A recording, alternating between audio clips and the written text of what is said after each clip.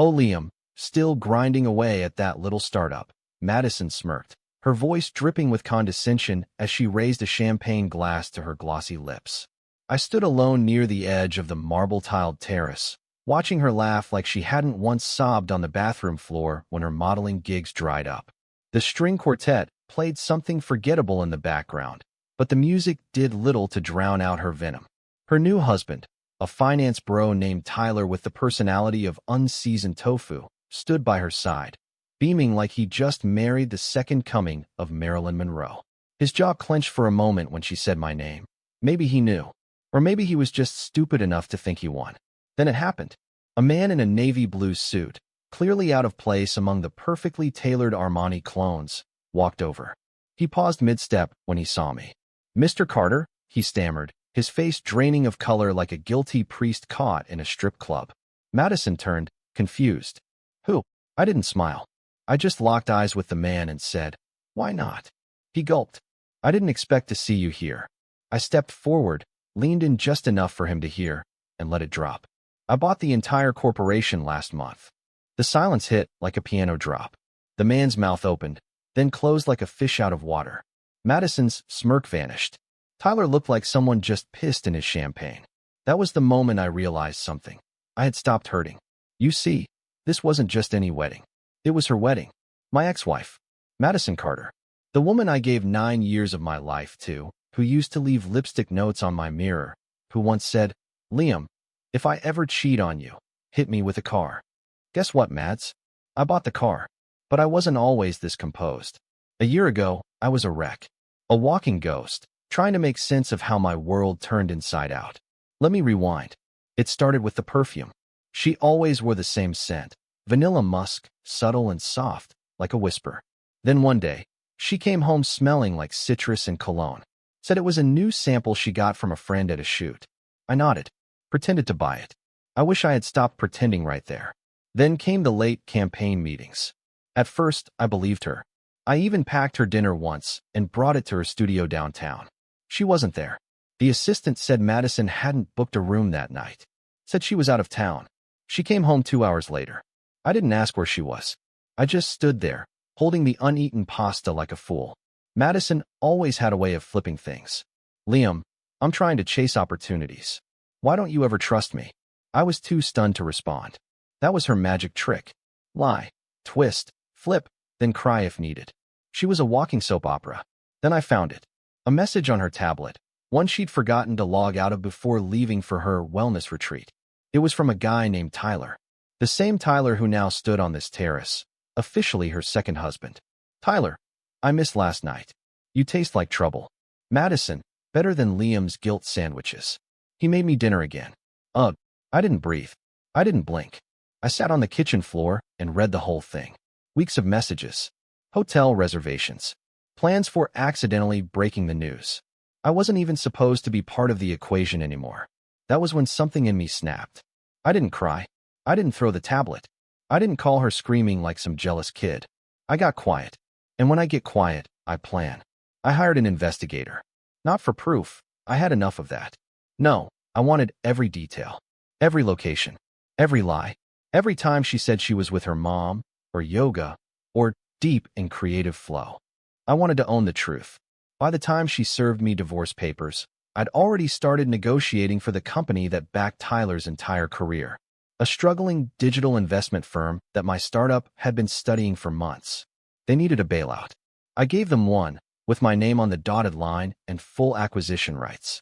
Now here I am, at their reception, at their start, at my closure. Madison is still staring at me. The same eyes that used to beg me to stay during fights are now twitching with confusion. She knows me well enough to be afraid, but not well enough to predict what's coming next. I sip my drink and turn away before she can speak. "You wanted Tyler? You got him. You wanted me gone? Too bad. Because I'm just getting started. I didn't start digging because I thought she was cheating. I started because she was acting like someone I didn't recognize anymore. Madison was always a bit high-strung. She liked attention. She needed praise. But she used to care. She used to ask about my day, laugh at my dumb jokes, kiss me on the back of the neck when I worked late. That version of her died slowly. At first, I thought it was stress. Then I thought maybe she was just drifting. Relationships go through phases, right? But then came the distance. Literal and emotional. She stopped texting me during the day.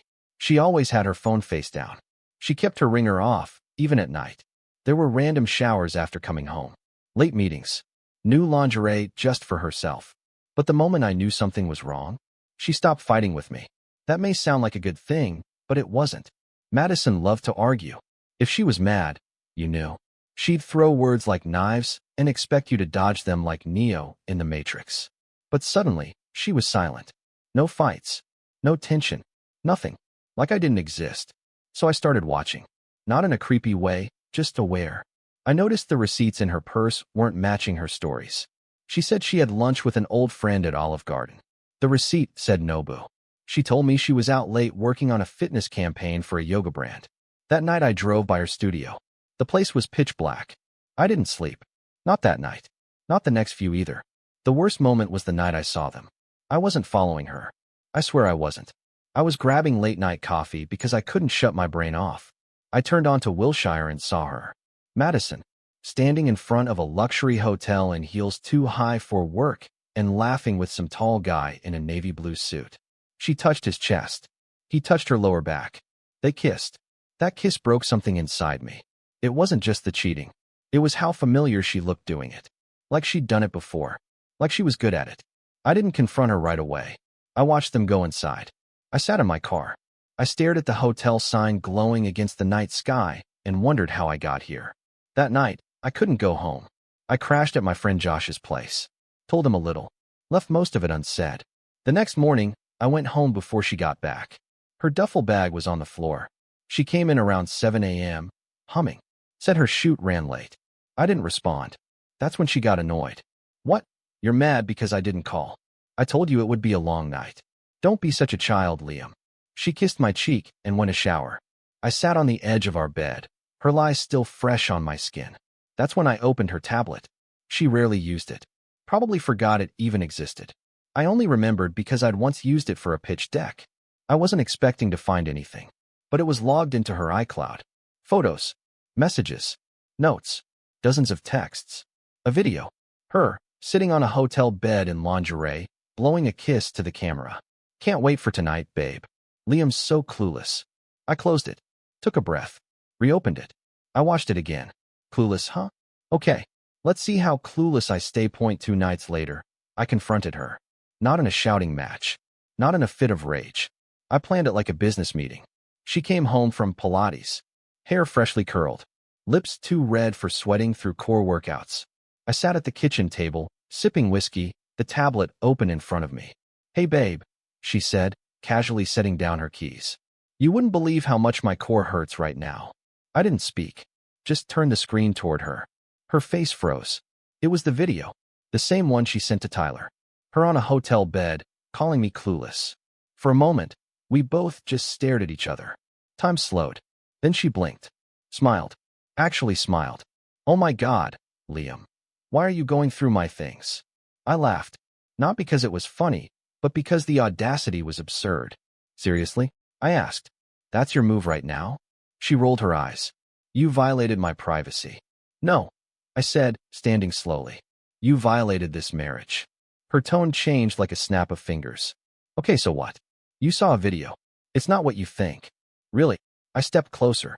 Because I think it's you screwing Tyler in a suite while I'm home making dinner for a woman who mocks me behind my back. Her jaw clenched. Oh please, Liam. Spare me the soap opera. We've been broken for months. Funny, I didn't get that memo, I said, gripping the edge of the table. You still wore the ring. Still kissed me goodnight. Still acted like we had a shot. She crossed her arms. Maybe I didn't want to hurt your feelings. Yeah, I said, voice rising. Lying for months, faking love, sneaking around hotels, very considerate. Then she dropped the line I'll never forget. Well, maybe if you weren't so boring, I wouldn't have needed someone else. Silence. Just that. No rage, no plate smashing, no screaming. Just silence. I felt like someone had reached inside me and twisted everything that kept me standing. You're disgusting, I said, and it was the calmest I'd been all evening. She smiled again, cruel now. No, Liam. I'm honest. You just hate that I stopped pretending you were enough. That was it. I picked up my keys. Walked out. Drove nowhere for an hour. Just kept turning left. I didn't cry. Not that night. That came later. In a motel room off Sunset Boulevard, when I realized our whole marriage had been rotting from the inside, and I never saw it. But in that moment, in the car, I made a decision. This wasn't going to destroy me. She wanted me broken, small, humiliated. She wanted Tyler to win. Nah. If she wanted a villain, I'd give her one. I went home the next morning. She was gone, probably with him. I boxed up everything she ever gave me. Every fake note. Every framed photo. The sweater I used to wear when we'd watch bad movies and pretend life was simple. Then I called my lawyer. Then I called my team. I wasn't going to just survive this. I was going to bury her world. Revenge wasn't the goal. Not at first. At the beginning, I just wanted to survive. Breathe again without choking on bitterness. But the more I uncovered, the harder it became to just walk away. Madison didn't just cheat. She made a mockery of me. With Tyler, with her friends, maybe even with her damn yoga instructor. Every time I replayed her words, maybe if you weren't so boring, something in me shifted. I stopped grieving. I started plotting. Tyler worked for a firm called Valker.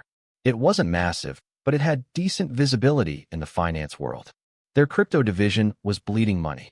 I knew this because my startup, Haven Core, had quietly been analyzing their portfolio for weeks before I even knew he existed.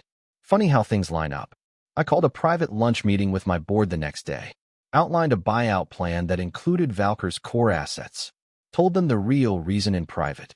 This isn't just business, I said. It's personal. No one objected. They knew the kind of fire that came from betrayal. Weeks passed like hours. My days blurred into numbers, contracts, closed-door meetings. I lived in silence, in strategy, in structure. Madison would text once in a while, usually short, sharp messages. You moved my stuff without telling me? I'll send someone for the dog. You're being dramatic. This doesn't have to be war. War? She didn't even understand what that word meant yet. She wanted to divide the assets quietly. I agreed. I gave her the beach condo. Even left the car. It wasn't about money. It was about legacy. While she played house with her new boy toy, I was rebuilding the ground under her feet. Then, one morning, my lawyer handed me a file. Thought you'd want to see this, he said. Inside were photos. Her and Tyler, kissing at a private dinner on a rooftop. Her leaning into him, hands on his knee. And then, shocker, Tyler with another woman. Same rooftop. Different night. Same behavior. I laughed. Out loud. Of course. The guy she left me for was cheating on her. Maybe karma worked fast these days. I didn't tell her. Not yet. Let her have her fake fairy tale a little longer. We finalized the buyout deal 3 weeks later. Valker's board had no clue who I was. To them, I was just a new CEO with funding, swooping in to rescue their sinking ship. When the papers were signed, I walked through their downtown office in silence. A few people recognized me from Forbes features. Tyler didn't. He was too busy sipping overpriced coffee and flirting with his assistant. He was in for a fun surprise. But not yet. Not until the wedding. Yes, the wedding. Madison and Tyler were planning a grand reception at some estate in Malibu. I got the invite out of courtesy, or spite, maybe. I RSVP'd yes. And that's where I planned my final move. Because what's the point of revenge if they don't know you won? I didn't wear a tux. I wore power, custom black-on-black suit, matte watch, and a calm smile that screamed I had nothing to prove. The reception was at a rented estate with a driveway longer than most marriages. Crystal chandeliers, live jazz, champagne towers. It was a circus, really. They wanted a royal event. I came to remind them who built the kingdom. The first person to notice me was a caterer.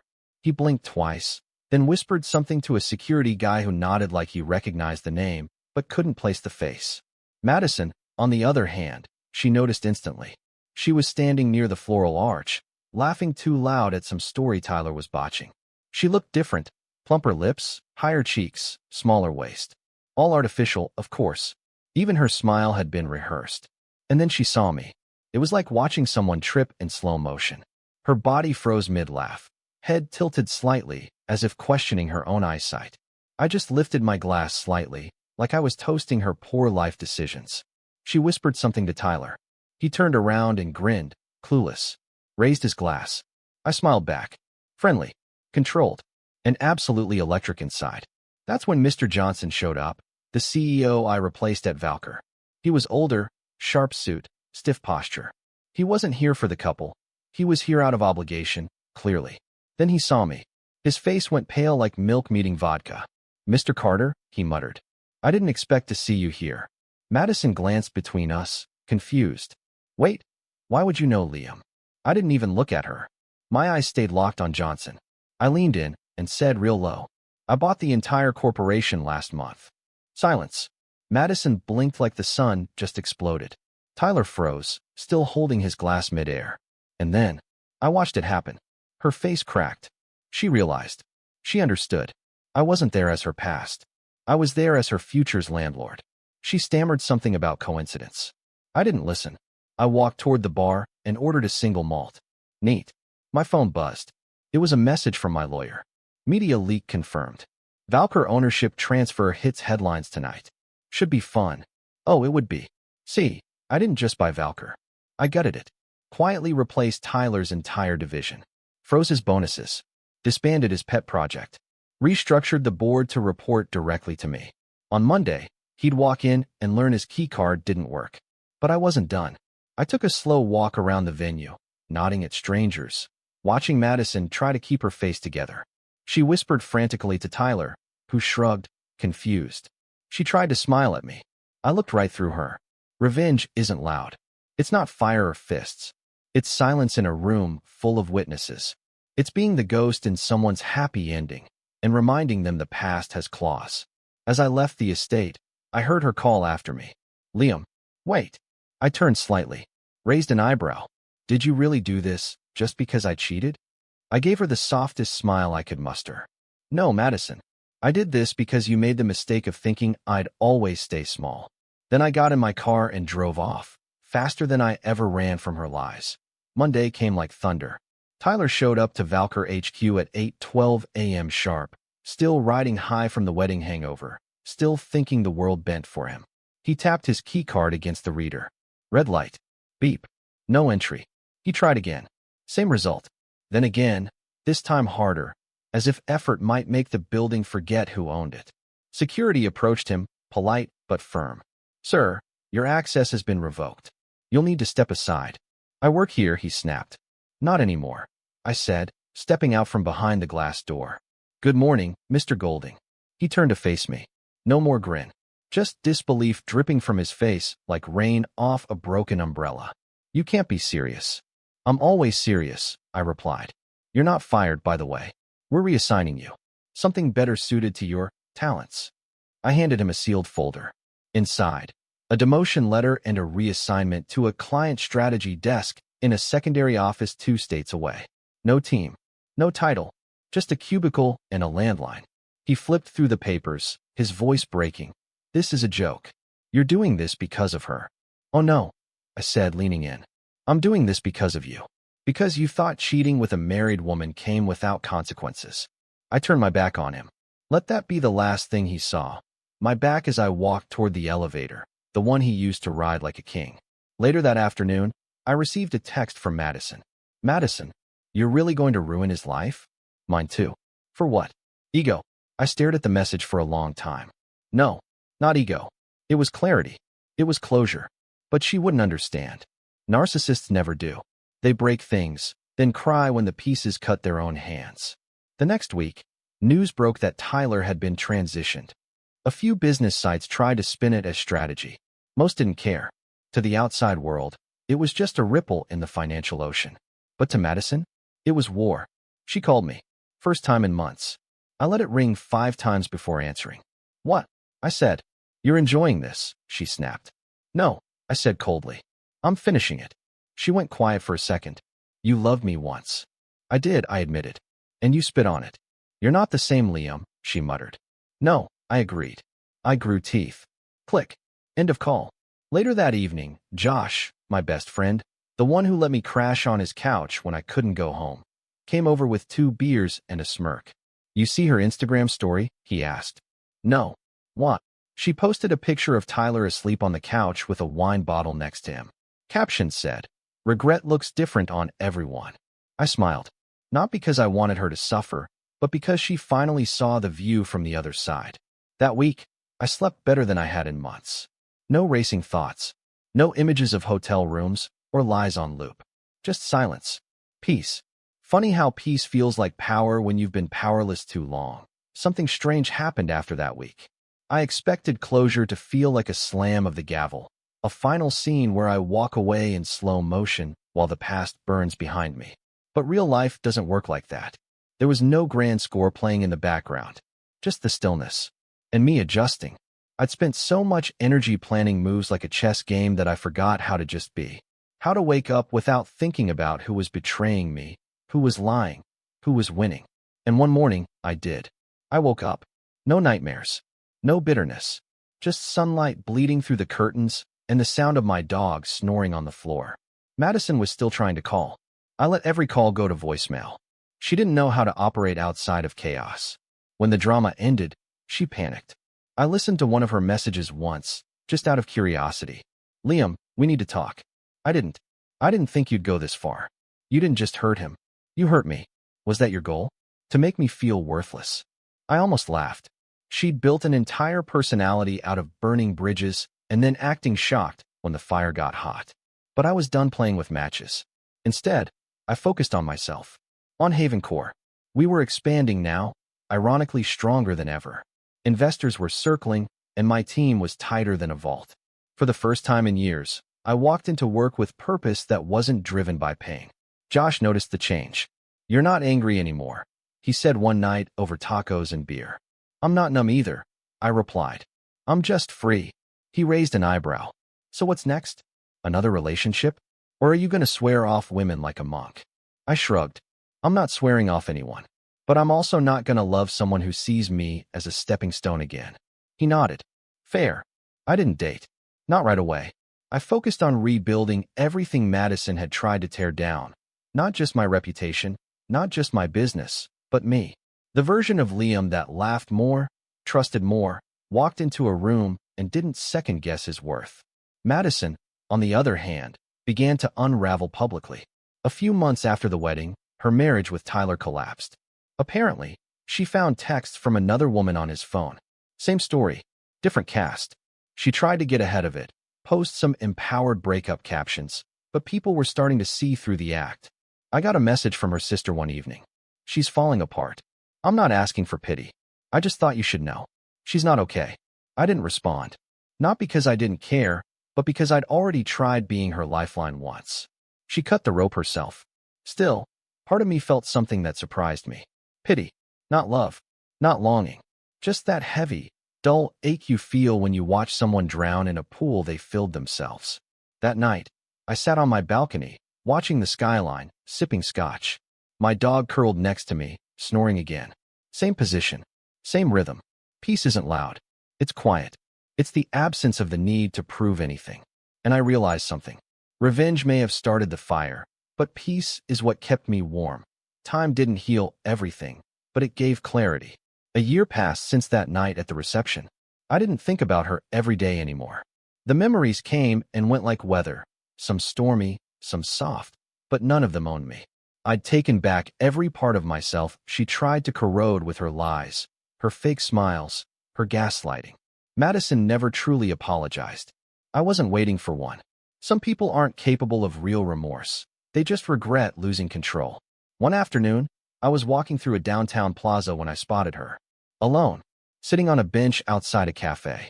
No makeup, no camera-ready outfit. Just a hoodie and jeans, hair in a loose bun. She looked older. Not physically, but spiritually. Like life had finally caught up with the mask she used to wear so proudly. She didn't see me. I thought about walking over, saying something, anything, but I didn't. Because there was nothing left to say. I had closure. And it didn't come from revenge, or her tears, or Tyler's downfall. It came from me. From rebuilding myself. Not as the man she tore down, but as the man I should have been long before she ever stepped into my life. If I could go back, I wouldn't erase her. I wouldn't even undo the betrayal. Because in that fire, I learned who I really was. What I could survive. What I would never tolerate again. I learned to listen better, to gut instincts, to patterns, to silences louder than words. I learned that someone who truly loves you doesn't demand you prove your worth every day. They see your value when you're at your worst, not just when you're on a pedestal. I learned that silence can be a sword sharper than shouting, and that walking away, calmly, without looking back, is the most powerful move a man can make. I shared my story with a few people, quietly, not as gossip, but as warning. Betrayal isn't just physical, it's emotional erosion, a slow poisoning, and you either catch it early, or it eats you alive. So here's what I'd tell anyone reading this. Anyone who's been in love with someone who used their heart like a tool. 1. Watch patterns, not apologies. Words are cheap. Consistency is truth. 2. If you feel like you're begging for love, you're already starving. Real love doesn't make you compete for it. 3. Never let betrayal define you. Let it refine you. The Liam I am now wouldn't let a Madison into his world. He'd see the red flags the first time she made a passive-aggressive joke and called it just being honest. He'd trust himself, his gut, his worth. That night, I got home, opened a bottle of wine, and wrote in the same journal I started when everything fell apart. I wrote this. She wanted to be a trophy, but trophies belong to winners. And I stopped competing for people who think love is a game. Then I closed the journal, set it down, and finally, felt like I was done. Not with her. With that chapter. A better one was already being written. And this time, I was the only author.